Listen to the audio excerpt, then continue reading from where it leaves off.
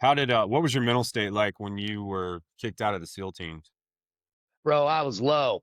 I I was bet. low I bet. during that time. It was like, it was a long process, probably 6 months, something like that, where Yeah. you're kind of getting out processed and fighting the case and all these things. And I was, dude, what am I going to do with my life? This is the only thing I've Yeah. wanted to do since I was a child. I had a new relationship at the time, so that gave me a little, but that was pretty tumultuous, as one could imagine.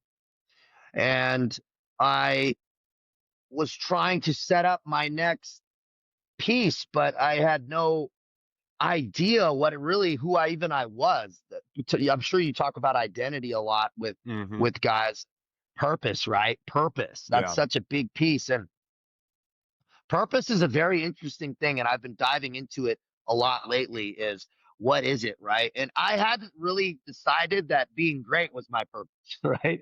I Mm. hadn't decided Right. that having strong moral clarity and and morality was part of my purpose. I had always attached purpose to what I was doing Mm. rather than who I was. And that was Right. I hadn't identified that yet. That was still very that was if it was budding, it was very small. And so Okay. walking into it, I moved into another career. I had kind of set up that I wanted to do residential real estate development. So I had something I walked into that was financially kind of a lateral step, which was nice. I had my life going on and life seemed good, but Mhm. I still had a lot of financial pressure from all the court cases. But now I was also dealing drugs, Mm. like big time cocaine and all this shit to like fill the gap. And I had another moment of clarity with that. Thank God. And I was like, something bad's about to happen with all this. And so I kind of gave up, took a really big financial hit, but I'm glad I did that because would Yeah. have been something I probably couldn't have corrected.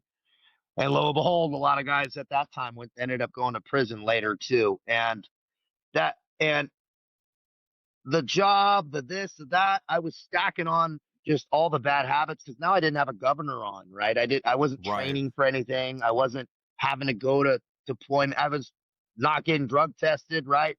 So I was Mhm. taking Adderall and Xanax and weed and just, but still going to work and still lifting. And so what's the big deal? But it was Mm. every day, man. I'm very disciplined in any direction.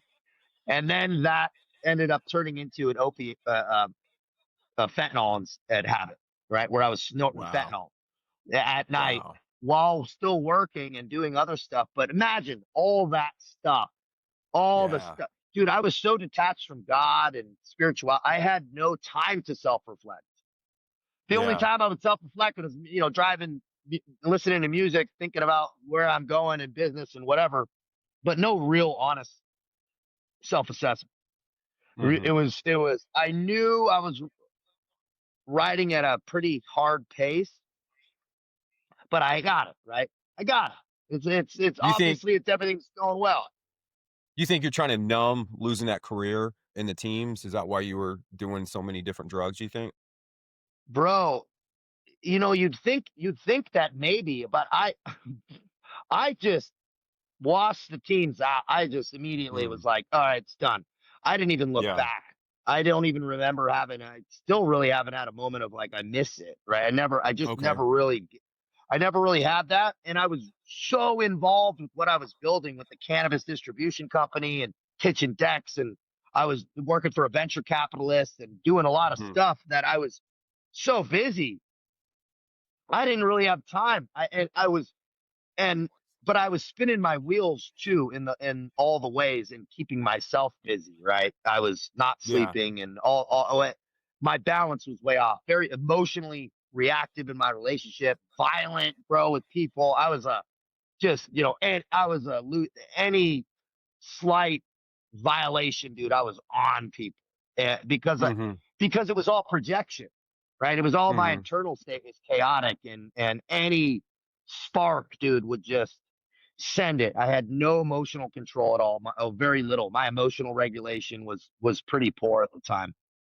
Well, did anybody from your platoon or your command when you were kind of forced out, did they try to help you at all or say, "Hey man, even though you're not with us anymore, we still love you and we got your back." Well, where was it? Where were those relationships like, man?